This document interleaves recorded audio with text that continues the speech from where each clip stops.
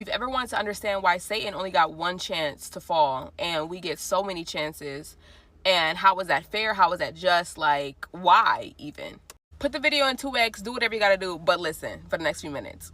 Satan is an immortal being who lived in eternity, right? Meaning there is no time. We live in a place where time exists, okay? First thing. His rebellion took place outside of time, meaning it has eternal weight and consequences. We were formed in dust and in time, meaning that our condition is redeemable, not because we are good, but because it's temporal and it's not eternal. So Satan is created to be an immortal being, okay? Let's look at why God kicked us out of the garden. You'll hear so many different sermons on he kicked us out of the garden for punishment, for whatever. That's not biblically accurate. God told us in Genesis 3, he kicked us out of the garden. He said, because what if they put their hand up to the tree of life and they eat of it and they live forever in the state that they are in the cursed state that Satan was also in? They will live forever in sin, meaning we would have the same fate as Satan. Keep up, keep up. God wasn't punishing Adam and Eve by kicking them out of the garden. He was protecting them from eternal separation from him. Even look at this beforehand, before they even ate of the tree. And he said, but if you eat of this tree, you will surely die. In this state, when he says it, it's a punishment. But also now we understand that in our death, it became a mercy. Since we ate of that tree and then afterwards eat of the tree of life, it's now a mercy to us. It's good for us to die because if we weren't able to, then we would be in the same state as the enemy, immortal and eternally banished from his presence. Because we can die, we can shake off our flesh and join him in spirit in heaven. 2 Corinthians 5 says, while we are at home in the body, we are away from the Lord.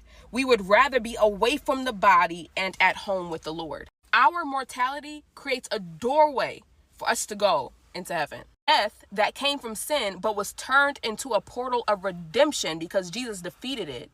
But Satan, being immortal, he has no such portal. He has no cross. He has no redemption. He has no resurrection. He has no end. Now that we got that part out of the way, then why does Satan still try to deceive us even though that he knows that his end is finalized? The reason that he deceives you and lies to you is so we can get to our last point, so that he can accuse you. The enemy's name in Revelation is the accuser of the brethren. Is he accusing us to get God to understand that we won't ever be good enough? Or that we don't truly love him? Or that we don't truly obey him? Or that we only obey him to get things from him? No, that's all the byproduct of what Satan is really trying to convince God of. He's accusing us to convince God that the same reason he's condemning him to hell, he should be condemning us. He's talking to God and saying, well, God, I've been trying to tell you that when you first made those two wretched people, that they would do the same thing that I did. Why are you not treating them the same way? So he's been trying to prove to God from the beginning of time that we deserve the same consequences as him for the things that we do. But it was by God's grace that he said, let me make these people in a place where time exists. So it's that the enemy wants our spot. He can't seem to understand why God would give us another chance if he never got one. Oh, devil, I need you to understand that you are not made like me. You've seen the glory of God, which I have yet to experience, yet I serve him. You've seen God, which I have yet to experience, but I obey him. You heard his audible voice every single day of your life, but you desired to be him instead of be more like him. And yet you accuse me of falling short. But what was your reason? What was your reason? Oh, devil, who tempted you? Who manipulated you? Who deceived you? We're facing tragedy, family members dying, people persecuting us. We're losing things that we believe we need. We're having to trust God without hearing him, nor without seeing him. But you want to accuse me of only believing in God and loving God and obeying God because he gives me things. But you lived in a perfect world. What was your excuse? What was your reason?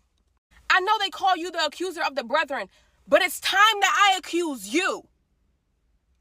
Oh, because what?